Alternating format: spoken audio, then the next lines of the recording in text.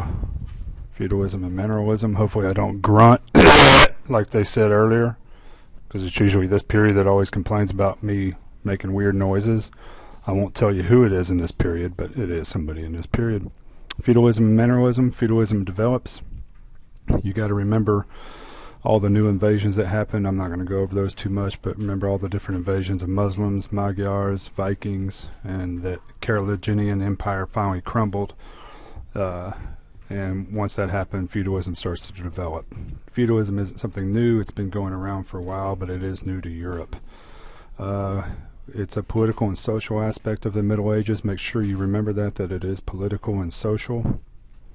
It's a mutual obligation. Several people involved. You got the king, lord, or nobles. You got fief, which is land.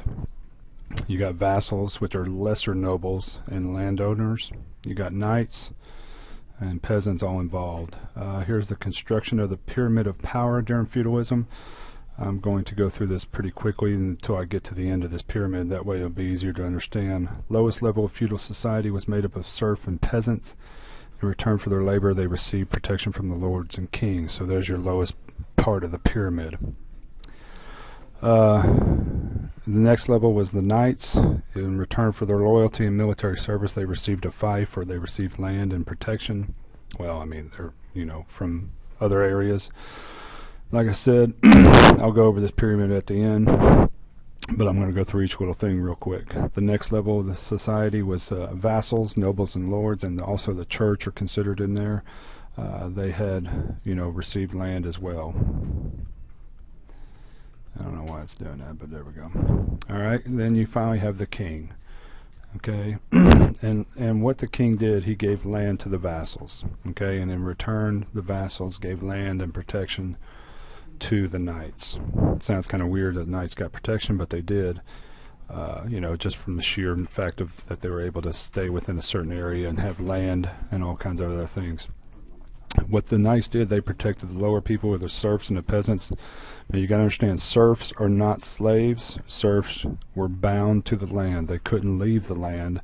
They were technically free. They just couldn't ever leave. Now peasants could come and go as they wanted. They were free, but they were still low like the serfs. Now, all that went downhill, then back uphill. The serfs gave... it's all messed up, but I'll do it right here. The serfs gave labor,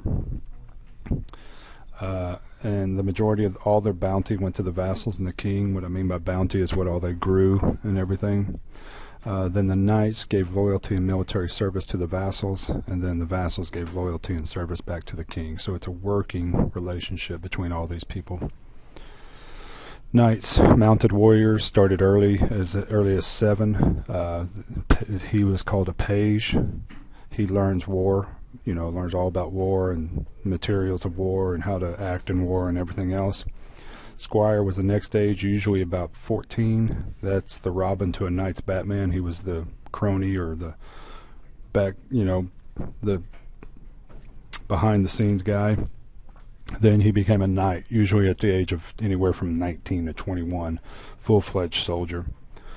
Chivalry. Chivalry is the code of conduct that all knights were supposed to abide by, and trust me, they weren't all very chivalrous. They were supposed to be loyal to the feudal lord. They were supposed to obey God, be brave, and be nice to the ladies. Ladies! I got my period laughing at me, or all these guys laughing at me. Weapons. Let's talk about weapons real quick. Longbow, 6 to 7 feet in length. Extremely difficult to shoot. Ask me later about the story about the middle finger, how we came about with the middle finger. Crossbow, extremely difficult to load. Very deadly. One of the most deadly weapons during this time. It shot wooden bolts, steel bolts, would penetrate almost anything of the day. Chainmail, something worn underneath the armor. Usually it was worn under armor. Some people wore it outside, like outside their clothing. Very good for slashing, stopping a slashing, but horrible for stopping, a knife penetration. You also have more weapons. You have the long sword, usually anywhere from, well, they're both going to pop up, the long sword and the broadsword. Long sword anywhere from 4 to 5 feet in length, usually a two-handed operated sword, extremely well for slashing and, destroying armor. The broadsword was extremely broad. That's a hint, the name. Very good for not slashing. Well, I mean, you could slash it, but it was more for penetrating the armor in certain areas, weaker areas of the armor. Battle axe. Some of them had, the axe on one side and the point on the other. Usually had wrapped in steel, so it wouldn't be broken in battle. And the point was also a very formidable weapon, so you could use it both ways. Warhammer. Usually a warhammer was same type of as an axe. It just never chopped. It just hammered people. Hammer time. Defending. Weapons continued. You have the mace. Obviously you see the picture there. Extremely brutal weapon, able to swing about like a bat. You also had the flail. Many people get those two confused. Some people call that the mace, but that's actually the flail.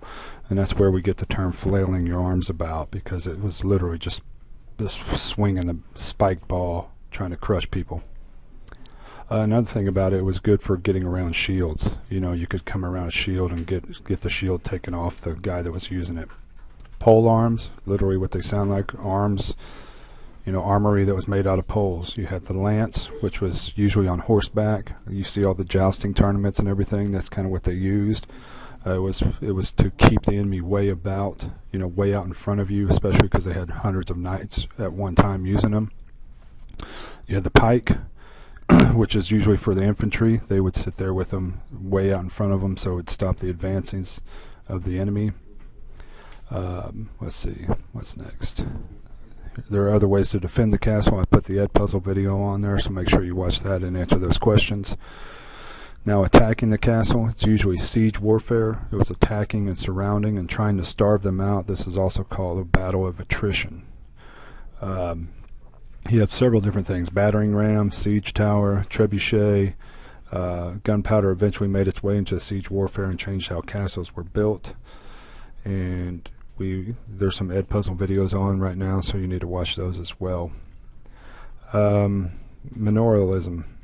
All right, what is it? Here's what it is. It is the economic side of feudalism. The social and political side is feudalism. The economic side of feudalism is manorialism. So hopefully you get that. And why they call it that is because all the wealth of the feudal lords, vassals, and the church came from the labor of the peasants and the serf, and the lord's manor is where everybody lived. So that's why they call it manorialism.